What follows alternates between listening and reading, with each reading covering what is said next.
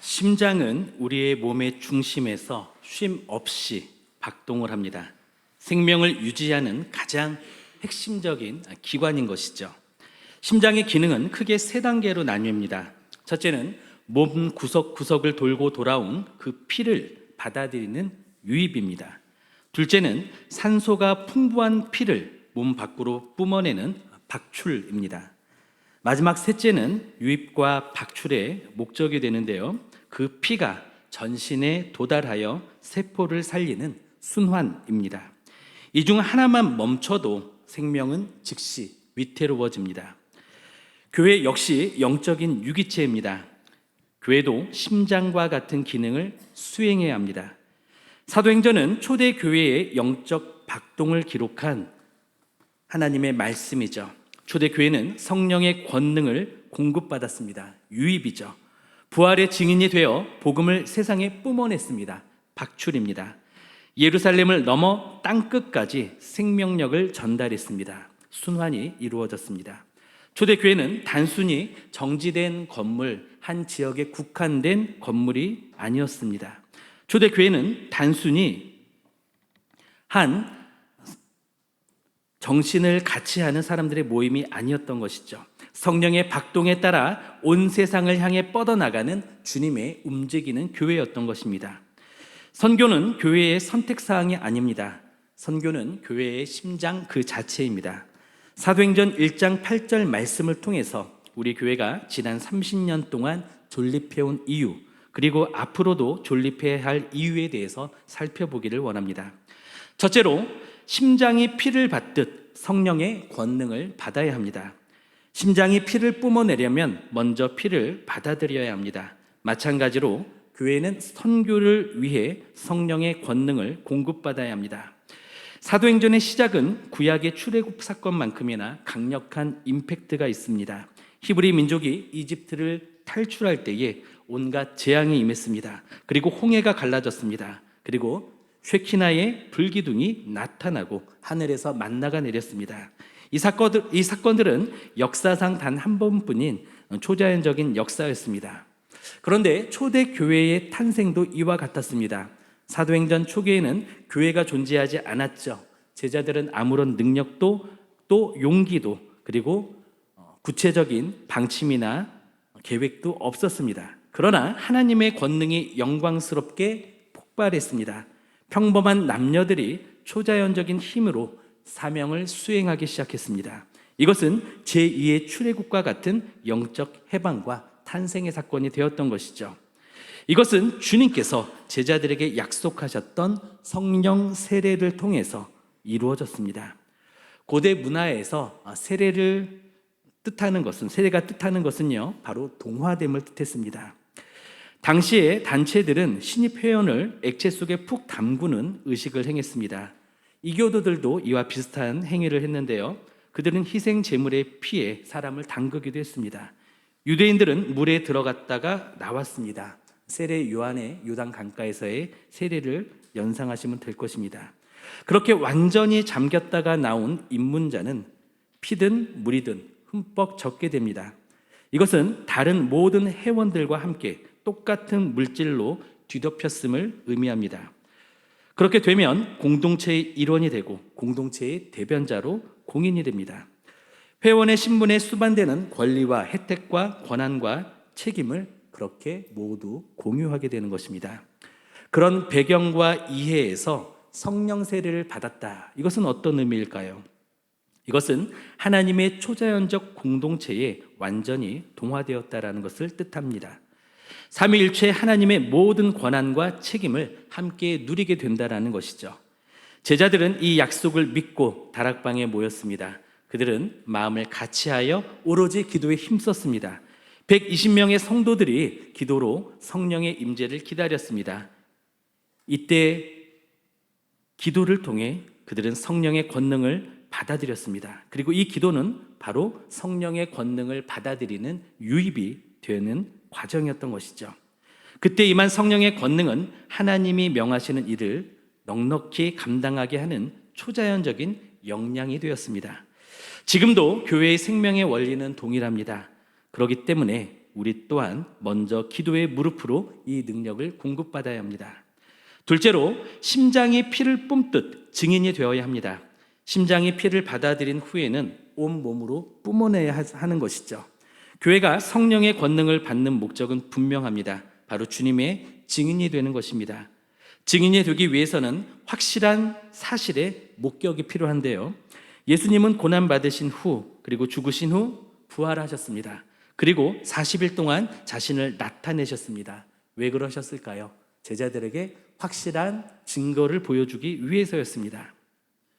제자들은 빈 무덤을 보았죠. 그리고 잠겨있는 다락방에 나타나신 주님을 만났습니다.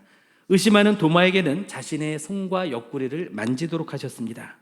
주님은 제자들과 함께 아침 식사도 나누셨습니다. 자신이 유령이 아니라 만질 수 있는 몸으로 부활하셨다라는 것을 입증하셨습니다. 제자들은 이렇게 부활하신 예수님을 목격했습니다. 체험했습니다. 이것은 제자들이 증인이 될 수 있도록 해주었고 또 그들에게 패러다임의 전환을 가져왔습니다. 주님을 버리고 도망가 흩어졌던 그 제자들이 이제 다시 모일 수 있게 되었던 것이죠. 그들은 그래서 다락방에서 모여 기도했고 그리고 그 심장에 피가 유입되듯 성령 충만함을 모두가 받았습니다. 그렇게 제자들은 확신을 얻고 목숨을 건 증인이 되었습니다. 이 증인을 마르투스라고 하는데요. 이 단어는 법정 용어입니다. 그리고 동시에 순교자라는 단어의 어원이 되기도 합니다. 고대 법정에서 증인이 확증하는 증언은 논박이 불가능한 것으로 간주되었습니다. 그렇다면 복음, 증거, 그리고 선교는 무엇일까요? 단순히 교리를 전달하는 활동이 아니죠. 체험한 부활의 주님을 삶으로 증언하는 것입니다.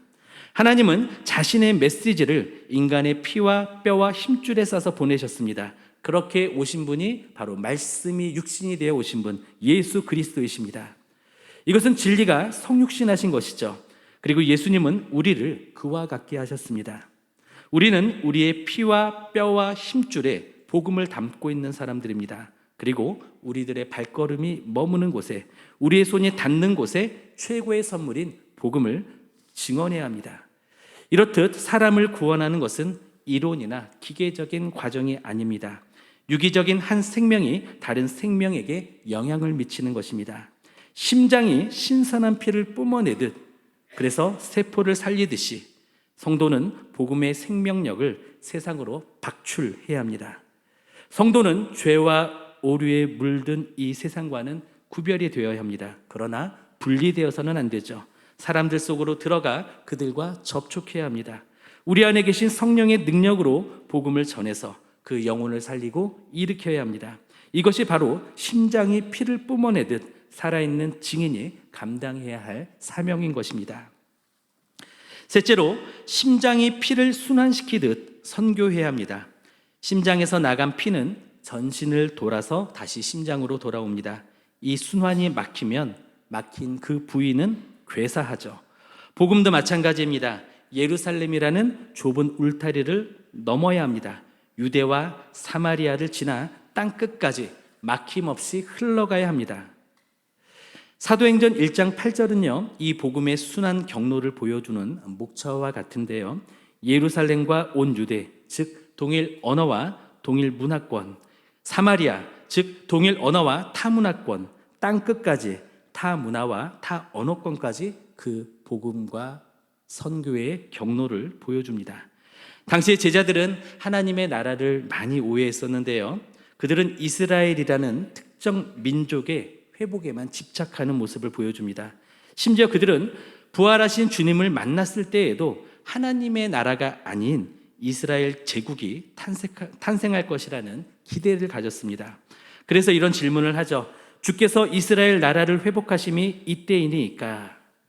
그런 제자들의 좁은 민족주의적 장벽을 주님은 헐어주십니다. 사도행전 1장 7절에서 8절까지 우리 한글 성경에는 생략된 단어가 하나 있는데요. 바로 그러나입니다. 주님께서는 제자들의 물음에 대해서 어떻게 답변을 하십니까? 그러나 오직 성령이 너에게 임하시면 너희가 권능을 받고 예루살렘과 온 유대와 사마리아와 땅끝까지 이르러 내 증인이 되리라 라고 말씀하십니다. 주님은 그런 제자들의 좁아 있는 민족주의적인 장벽을 허무셨습니다. 땅끝까지라고 하는 선교의 비전을 제시하신 것이죠. 그 비전은 내향적이 아니라 외향적이었습니다. 구심력이 아닌 원심력이었습니다. 그렇게 복음은 작은 여울의 모습에서 거대한 파도가 되어 땅끝까지 뻗어나갔습니다. 복음은 예루살렘에 고여 있어서는 안 됩니다. 그렇게 되면 다른 곳이 먼저 괴사하고 예루살렘조차 생명을 잃게 될 것이기 때문이죠. 복음의 순환은 결코 멈추어서는 안 됩니다. 이와 마찬가지로 복음은 개인의 삶에도 고여 있어서는 안 됩니다. 그 교회가 위치한 한 지리적인 위치에 국한되어서도 안 됩니다. 예루살렘과 온 유다와 사마리아와 땅끝까지 그 혈류를 이루어야 한다는 것이죠. 이것이 교회의 생명이고 본질입니다. 우리가 사는 세상은 어떻습니까? 혁신에 혁신을 거듭하고 있습니다. 역사적으로 농업혁명에서 산업혁명으로서의 혁명이 이어졌습니다. 그리고 산업혁명에서 정보혁명으로 이어졌죠. 그리고 지금은 어떻죠? AI와 AGI라는 그 시대가 현실이 되었습니다. 그리고 세계는 지금 에너지 패권을 장악하기 위해서 전쟁 중에 있습니다. 그동안 교회는 수많은 제국과 국가들의 흥망성쇠를 겪어왔습니다. 그러한 과정 가운데에서도 교회는 그동안 존립해왔습니다. 급변하는 시대 속에서도 여전히 교회의 맥박은 뛰고 있습니다. 이렇듯 교회가 2000년이 넘게 존립할 수 있었던 것은 혁명이나 혁신 때문이 아니었습니다. 바로 심장이 뛰고 있었기 때문이죠. 물론 교회가 선교를 멈출 때가 있었습니다. 그럴 때마다 교회는 여지없이 부패했고 죽어갔습니다. 그러나 하나님은 그럴 때마다 심폐소생술로 다시 교회를 살리셨습니다. 그렇게 교회는 오늘 이 시간에도 살아있는 것이죠. 예수님은 교회의 머리이십니다. 우리 주님은 범세계적인 교회를 출범하시면서 몸된 그 교회의 심장에 뜨거운 피를 흐르게 하셨습니다. 그렇게 해서 살아있는 교회는 무수한 도전 속에서도 승리해 왔습니다. 그리고 그 심장은 오늘 우리 제자들 교회에도 뛰고 있습니다. 우리 교회가 창립된 이유도 바로 선교입니다. 대한민국의 교회는 참 많죠. 그러나 선교하는 교회는 많지 않았기 때문에 하나님은 원로 목사님께 선교의 비전을 먼저 주셨고, 그리고 그 선교를 위해서 제자들 교회를 개척하게 하셨습니다. 그리고 그 사명이 오늘까지 이어지고 있습니다. 그리고 그 이후로 우리 교회는 어떤 상황 속에서도 생명력을 유지할 것입니다. 교회가 지난 30년간 존립했던 이유도 바로 이 때문이었습니다. 그렇게 우리 제자들 교회의 심장이 뛰는 한, 우리가 선교하는 한 우리 교회는 생존할 것입니다. 교회는 성령의 권능을 받고 증인이 되어 땅끝까지 나아갈 때, 교회는 생존을 넘어 능력을 넘어 또 회복과 변화를 일으키게 될 것입니다. 말씀을 맺겠습니다. 선교는 교회의 심장입니다. 선교는 교회가 여유가 생길 때 하는 선택사항이 아닙니다. 선교는 교회가 살아있게 하는 핵심입니다. 그리고 그것은 우리 교회를 살아있게 하는 동력이자 존재의 이유이기도 합니다. 심장이 멈추면 몸이 죽듯 선교를 멈춘 교회는 영적으로 죽습니다. 창립 30주년을 맞이하는 우리 제자들 교회는 이 선교의 심장으로 약동하고 거침없이 땅끝으로 향하기를 소원합니다. 기도로 성령의 권능을 유입하기를 원합니다. 부활의 증인이 되어 복음의 생명력을 세상으로 박출하기를 원합니다. 땅끝까지 나아가 복음을 순환시키기를 소원합니다. 그래서 살아있는 교회, 선교하는 교회, 생명이 생명을 낳는 교회가 되기를 소원합니다.